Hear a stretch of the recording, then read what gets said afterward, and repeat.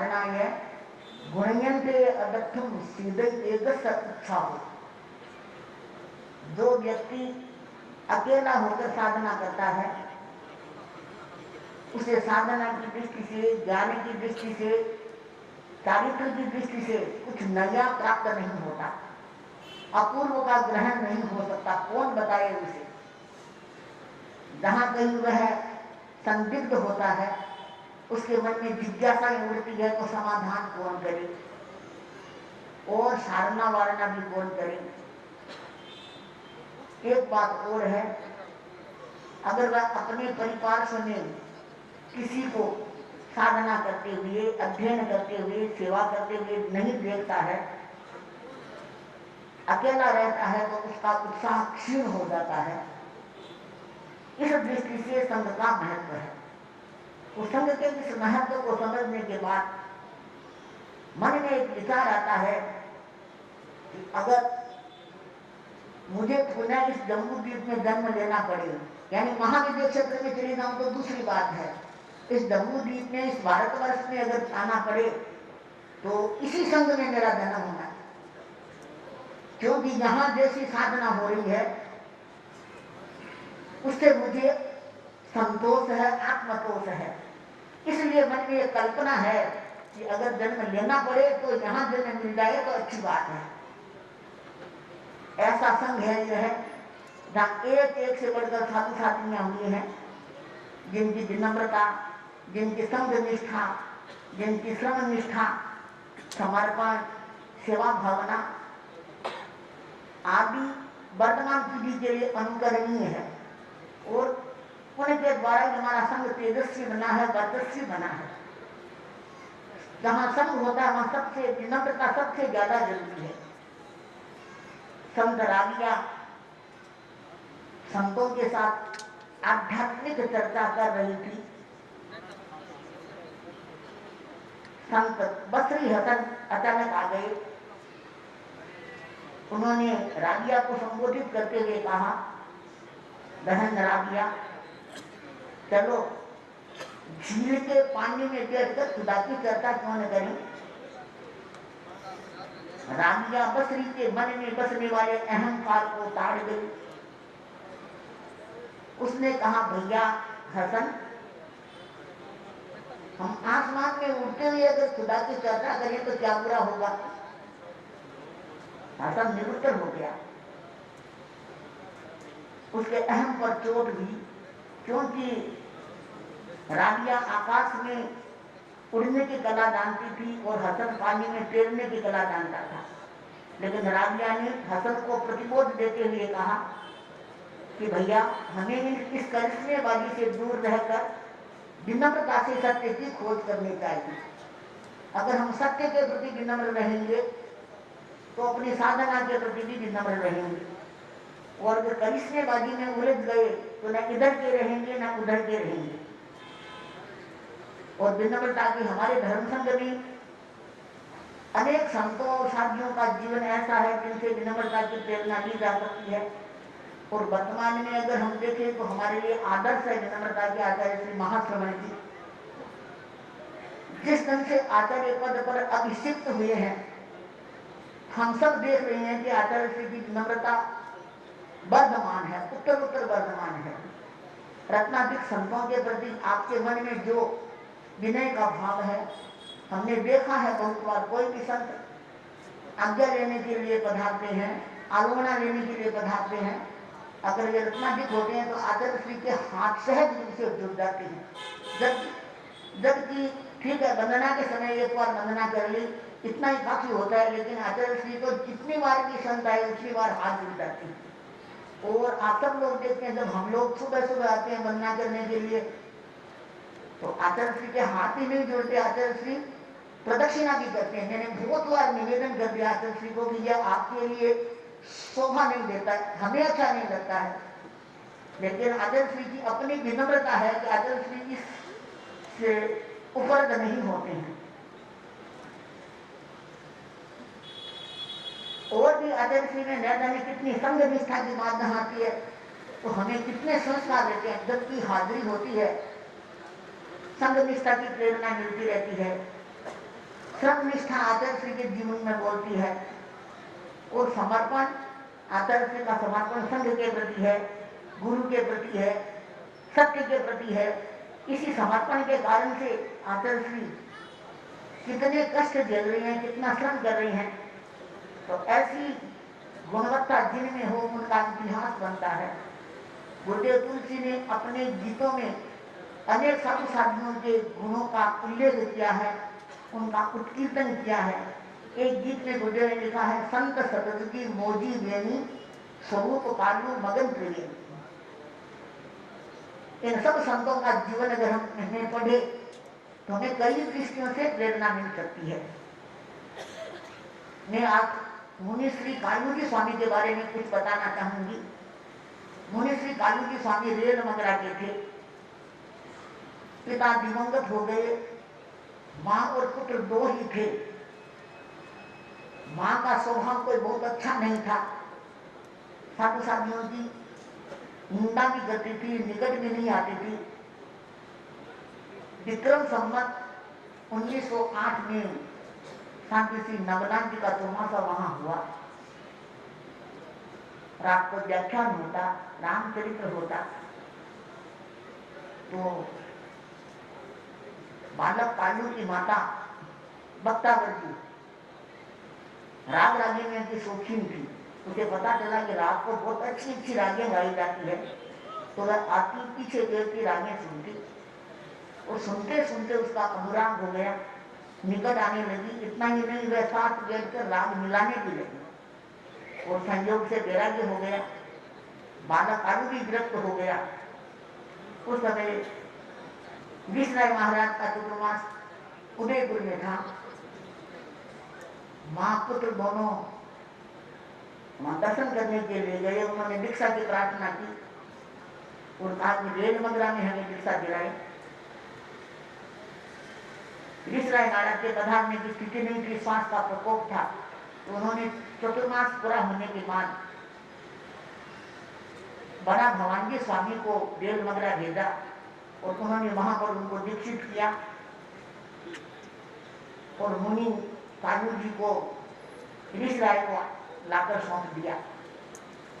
तो कालू जी स्वामी को ऋषिराय की सेवा का मौका केवल 2 महीने का मिला। उसके बाद ऋषिराय का स्वर्गवास हो गया।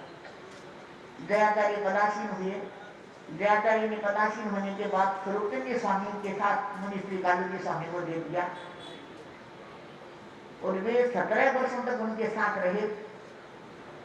तन का कपड़ा बनकर रहे, सेवा में अग्रणी बनकर रहे, श्रमशील थे, संघनिष्ठ तो थे ही।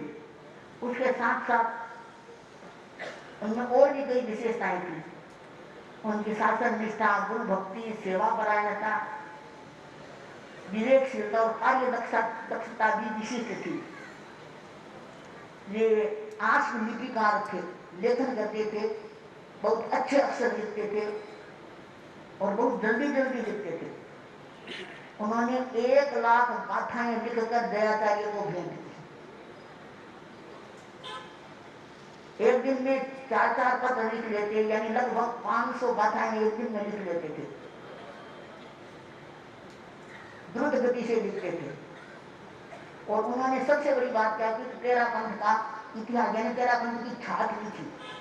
उस समय तक तेरा पंथ में जितने साधु साधियां हुए थे उनका संक्षिप्त जीवन परिचय उन्होंने लिखा।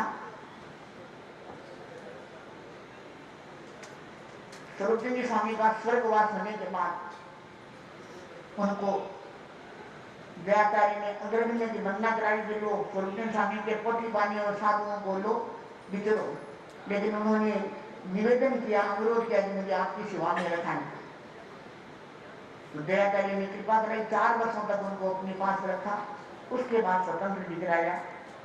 वे जहां जहां रहे उन्होंने संघ का खूब उपकार किया, यानी संघ को वर्धमान कैसे बनाया जाता है इस कला में वे निष्णात थे। और यह उस समय की बात है जब तेरापन धर्म संघ में कुछ अंतरंग संघर्ष चल रहा था। दयाचार्य युग में मुनि छोग जी और चतुर्भुज संघ से अलग हुए। ठगी के उन्होंने जिन जिन गांवों में विहार किया, वहां के लोगों को भ्रांत किया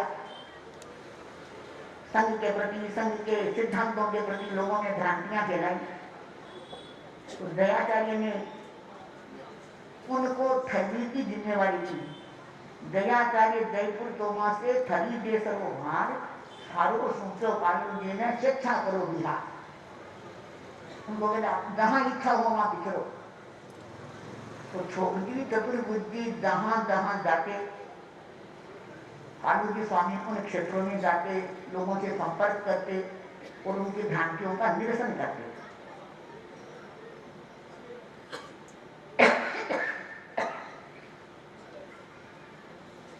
ठंडी के उन क्षेत्रों में सरदार शहर ये क्षेत्र है जो हमारे परम पूज्य आचार्य जी का जन्म स्थान है, दीक्षा स्थान है।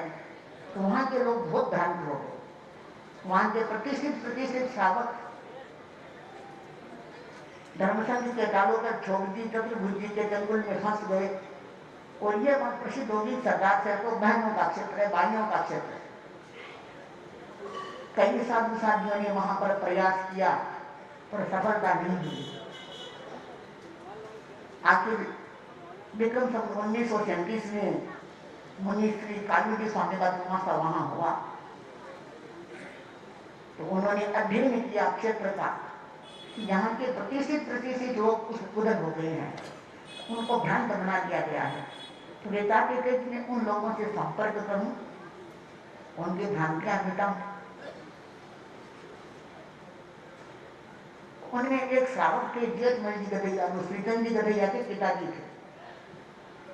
वे इतने अधिक प्रभावित हुए छोटी चतुर्भुजी से कि उन्होंने ये त्याग कर लिया कि मुझे अन्य तीर्थों यानी अन्य संप्रदाय के साधुओं के पास जाना नहीं, वंदना नहीं करनी और अपनी ओर से चलाकर पहले उनके साथ बात भी नहीं करनी।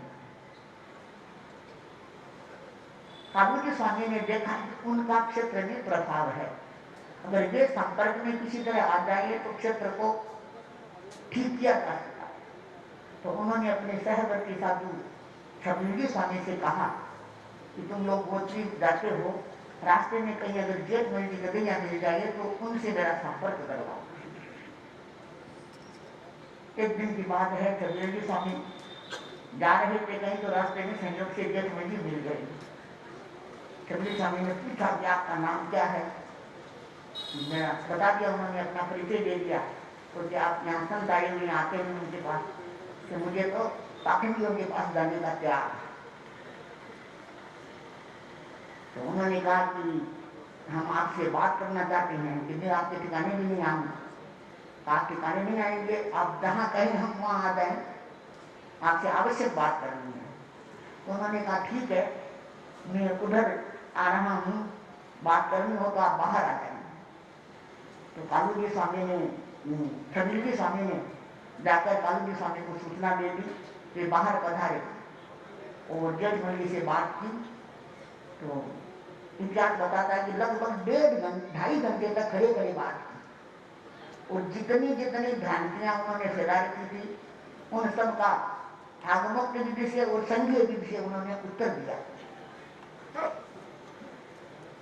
उनको पूछा गया कि आप यहाँ क्यों नहीं आते हैं? कि मुझे पाखंडियों के पास आने का त्याग है। तो कालू जी स्वामी ने एक बात उनको पूछी कि जो संत है छोटी चतुर्भुजी, वो तेरापन धर्म संघ से अलग हुई है, उन्होंने अलग होकर नई दीक्षा ली क्या? तो जेठमल जी बोले कि अवश्य लेनी चाहिए।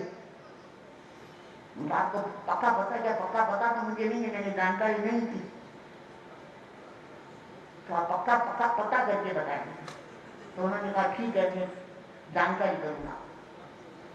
जेठमल जी गए वहां पर, पहले औपचारिक बात हुई, उसके बाद उन्होंने बात बात में पूछ लिया कि महाराज आप संघ से अलग हुए थे, आपने नई दीक्षा ली क्या? तो उन्होंने सहज भाव से कह दिया नहीं।